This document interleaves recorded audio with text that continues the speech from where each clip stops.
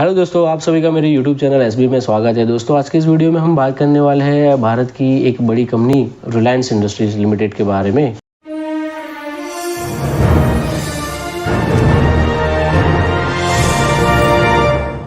अगर आपके एक इन्वेस्टर है या स्टॉक मार्केट के बारे में जानना चाहते हैं तो ये वीडियो आपके लिए है।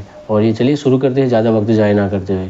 सबसे पहले हम बात करेंगे कि रिलायंस इंडस्ट्री, जिसके अक्सर रिलायंस कहा जाता है, भारत की एक महान कंपनी है। इस कंपनी को बने हुए 1973 में जब बनी थी, धीरू भाई अंबानी जी ने बनाई हुई थी। जब इन्होंने स्टार्टिंग जब किया था 1973 में, तो काफ़ी डाउन टू अर्थ उन्होंने कंपनी को ले गए।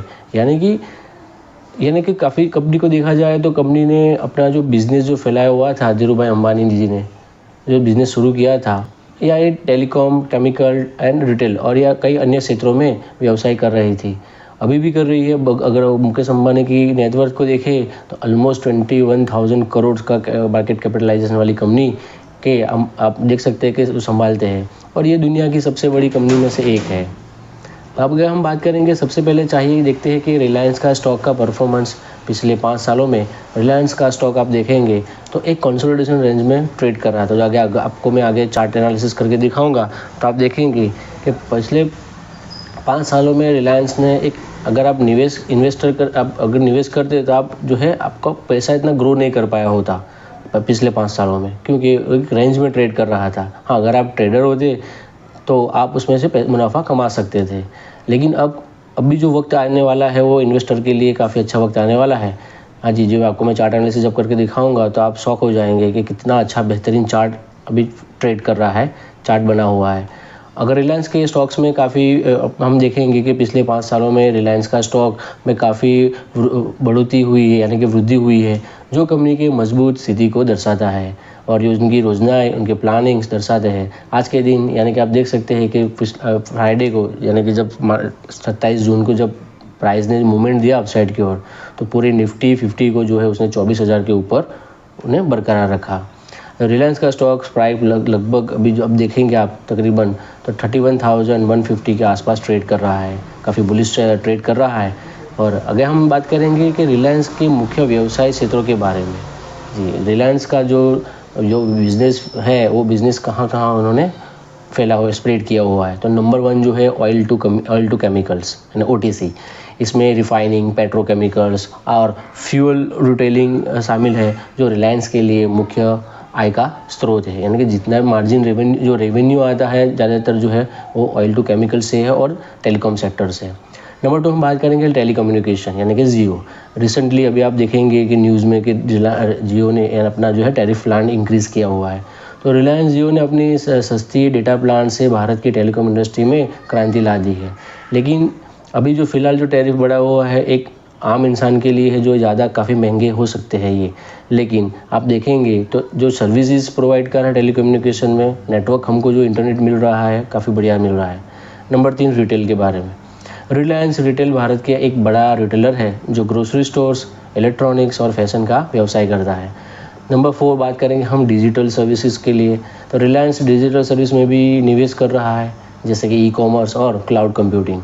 Number 5 new energy. ये रिलायंस का जो मेन टारगेट है जीरो कार्बन, यानी कि जो न्यू एनर्जी में रिलायंस नई ऊर्जा जैसे कि सोलार और हाइड्रोजन में भी निवेश कर रहा है। तो ये अगर आप देखेंगे तो सारे सेक्टर में बिजनेस उनका फैला हुआ है। तो इंडियन इकोनॉमी को आगे बढ़ाने में रिलायंस का काफ़ी बढ़िया रोल रहा है। अब कुछ बात करेंगे हम रिलायंस इंडस्ट्रीज़ के फाइनेंशियल मैट्रिक्स और उसके रेशियोज़ के बारे में और चार्ट एनालिसिस करेंगे। तो चलिए हम सबसे पहले हम चार्ट एनालिसिस करेंगे, उसके बाद जो है हम उसका फाइनेंशियल मैट्रिक्स और रेशियोज़ के बारे में बात करेंगे। तो चलिए दोस्तों, हम चार्ट एनालिसिस करने वाले हैं रिलायंस इंडस्ट्रीज़ का। वीकली टाइम फ्रेम का चार्ट मैंने लगाया हुआ है, यहाँ पे आपको स्क्रीन पे देख सकते हैं आप। जब प्राइस यहाँ पे आप देखेंगे तो जब वीकली टाइम फ्रेम में आप देखेंगे तो 14 सितंबर 2020 को जब प्राइस ने एक रेजिस्टेंस फेस किया था, उसके बाद उसने एक डब्ल्यू पैटर्न बनाया।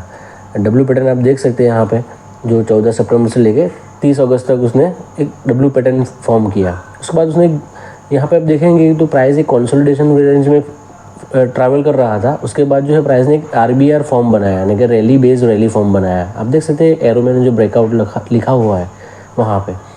ब्रेकआउट देने के बाद आप देखेंगे तो उसने एक रेजिस्टेंस फेस किया था 2710 के पास, 2710 के पास। उसके बाद आप देखेंगे तकरीबन जो है प्राइस जो यहाँ पे 4 अक्टूबर के करीब 2021 के करीब आप देखेंगे तो रेजिस्टेंस फेस करने के बाद प्राइस जो है एक कंसोलिडेशन रेंज में ट्रेड कर रहा था, जो मैंने एक रेक्टेंगल फॉर्म बनाया हुआ है पिंक कलर में। तो आप देखेंगे यहाँ पे 1 जनवरी 2024 तक यानी तकरीबन 3 से 4 साल का कंसोलिडेशन फेज हुआ था। यानी हर वीक यहाँ पे आप देखेंगे तो हर कैंडल जो है वीकली टाइम फ्रेम में लगी हुई है और एक कंसोलिडेशन रेंज में है। जब प्राइस ने यहाँ पर देखेंगे आप 2024 को जब उसने ब्रेकआउट दिया था, अब देखेंगे वहाँ पे भी उसने रैली बनाया था। उसके बाद जो है प्राइस एक डार्वस बॉक्स में, आप देखें आपने सुना होगा डार्वस बॉक्स का नाम, एक पैटर्न होती है, फॉर्म होती है, इसमें रेक्टेंगल फॉर्म भी बोलते हैं, आप बोल सकते हैं आप इसे।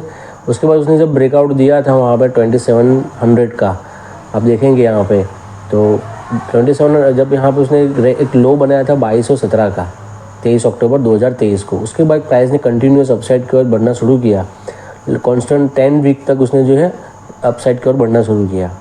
उसका जो 3 बार उसने रजिस्टेंस जो फेस किया था, तो चौथी बार उसने ब्रेकआउट दिया विद वॉल्यूम के साथ।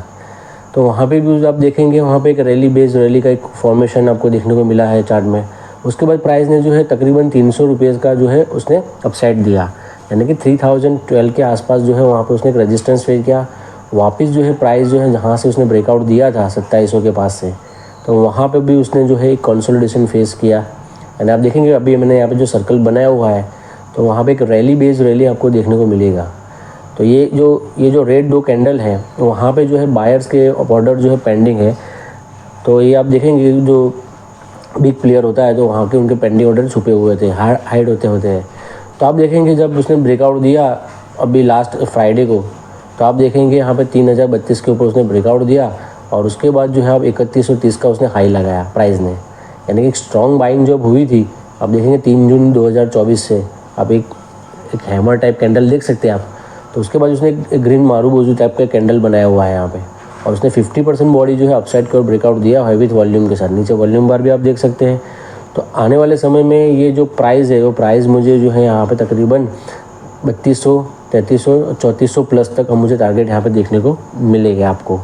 तो आप भी अगर निवेश करना चाहते हैं तो आप एक रिट्रेसमेंट का वेट कीजिएगा। तभी भी प्राइस जो है 3030 के पास आ जाए करीब तकरीबन, तो वहाँ पे आप जो है दोबारा फ्रेश बाइंग कर सकते हैं। या फिर आप जो है यहाँ पे पिछला जो उसने हाई लगाया तो उस हाई का ब्रेकआउट का वेट कीजिएगा और दोबारा आप उसमें निवेश कर सकते हैं। तो वॉल्यूम भी काफ़ी अच्छा है, प्राइस बार भी काफ़ी अच्छा हमको देखने को मिला है और लंबे कंसोलिडेशन का ब्रेकआउट देखने को मिला है। तो ये मेरा जो फेवरेट स्टॉक है रिलायंस इंडस्ट्रीज़, जो एज ए डिस्क्लेमर इसमें भी मेरा निवेश बना हुआ है।